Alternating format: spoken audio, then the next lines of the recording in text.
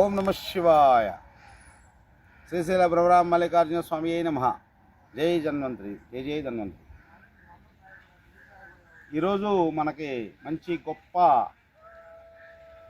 మూలిక ఔషధాన్ని మీకు పరిచయం చేయాలని నేను వీడియో తీయడం జరుగుతుంది.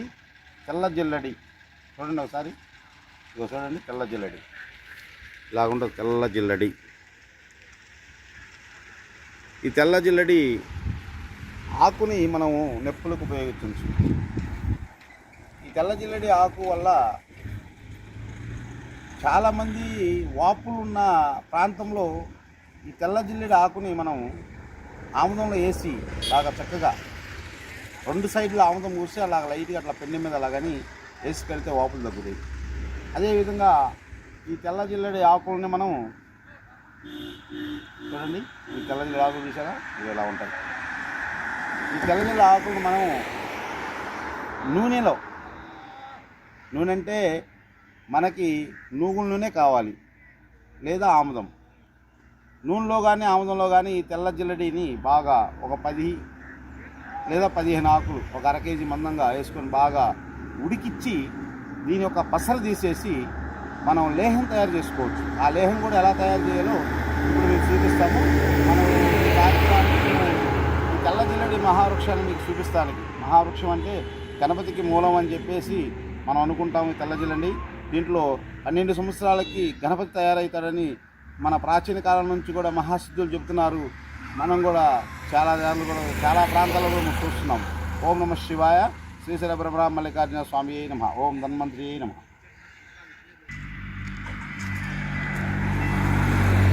ఓం నమ శివాయ. శ్రీశైల బ్రహ్మరామ మల్లికార్జున స్వామి అయి నమః. ఓం ధన్వంతరి అయి నమః. ఈరోజు మనం నొప్పుల గురించి ఒక పేస్ట్ తయారు చేయాలని చెప్పేసి మనం మూలికలని సేకరించడం జరుగుతుంది.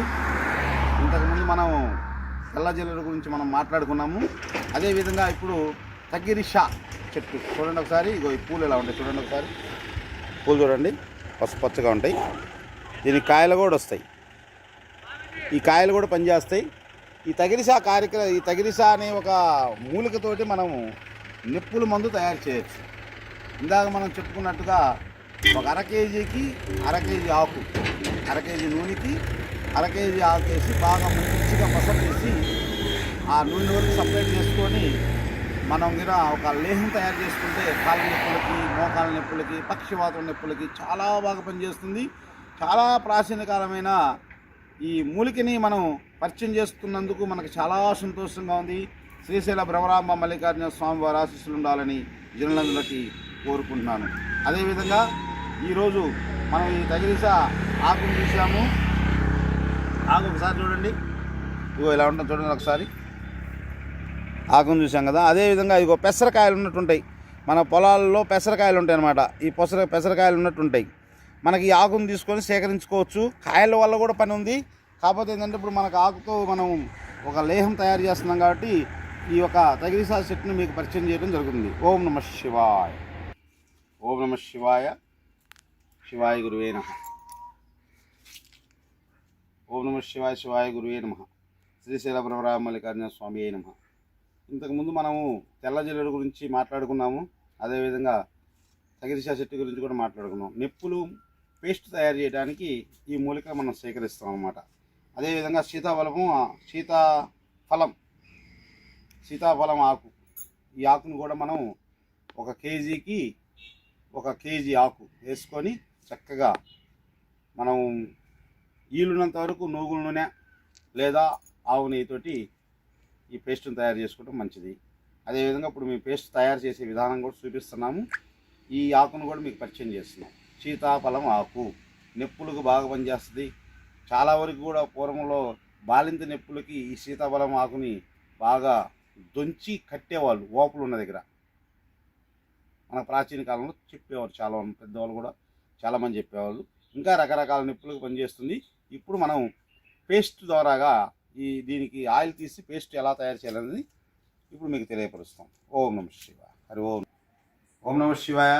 శివాయ గురువే నమః. శ్రీశైల బ్రహ్మరామ మల్లికార్జున స్వామి అయి నమః. మనం ఇప్పుడు తెల్ల జిల్లడి గురించి, తగిరిషా చెట్టు గురించి చెప్పుకున్నాము. అదేవిధంగా సీతాఫలం చెట్టు గురించి కూడా చెప్పుకున్నాము. అది ఆయిల్ని మనం ఎలా పేస్ట్ తయారు చేసుకునే దానికి ఇప్పుడు మేము చూపిస్తున్నాము. ఇలా ఉంటుందన్నమాట పేస్ట్, ఇలా తయారు చేసుకోవాలి. ఇదిగో చూడండి పేస్ట్ ఎలా ఉంటుందో. దీంట్లో మొత్తం నూనె మొత్తం బాగా చక్కగా బాగా ఉడికిన తర్వాత, అంటే నూనె ఉడుకుతుంది కదా, బాగా ఉడికిన తర్వాత లాస్ట్లో దింపేటప్పుడు కొంచెం తేనె వేసుకోవాలి. కొద్దిగా పచ్చకర్పూరము, ముద్దకర్పూరం వేసుకుంటే చాలా చక్కగా ఉంటుంది. అన్ని నొప్పుల మీద ఉపయోగంగా ఉంటుంది. ఎలాగా అంటే ఇదిగో ఈ విధంగా అయిపోయిన తర్వాత మనం డబ్బాల్లో నింపడం జరుగుతుంది అన్నమాట. డబ్బాలు కూడా చూపిస్తాను మీకు. ఇక్కడే ఉన్నాయి డబ్బాలు. ఇదిగోండి డబ్బాలు. ఈ విధంగా డబ్బాలకు నింపి పెట్టుకోవాలన్నమాట. ఇవి మోకాల నొప్పులు, కాళ్ళ నొప్పి, మామూలుగా కండనరాల నొప్పులు ఉంటాయి. చాలా వరకు కూడా నొప్పులు అంటే కీలు నొప్పులు, కాళ్ళ నొప్పులు అనుకుంటారు. కండనరాల నొప్పులు ఉంటాయి. కండనరాలలో నొప్పులు ఉంటాయి అన్నమాట. కండనరాలు కూడా బాగా పనిచేస్తుంది. పక్షవాతం నొప్పులు బాగా పనిచేస్తుంది. అదేవిధంగా నైట్ పూట చాలామంది అమ్మో నాకు నొప్పి పెట్టేసిందని చెప్పి కాళ్ళు తిరుగుతున్నాయి, చేతులు తిరుగుతున్నాయి, చేతులు వంకరపోతున్నాయి అంటారు. వాళ్ళకు కూడా చాలా చక్కగా పనిచేస్తుంది. ఇది మనకి నూగుల నూనె ఒక 10 కేజీలు ఉంటే 10 కేజీలు మంచిది ఆవు నెయ్యితో తయారు చేయాలి. అప్పుడు దేహము క్రాంతిగా ఉంటుంది, మన నొప్పులు కూడా బాగా తగ్గుతాయి. ఓం నమః శివాయ. శివాయ గురువే నమః. శ్రీశైల వరవరామ మల్లికార్జున స్వామియే నమః.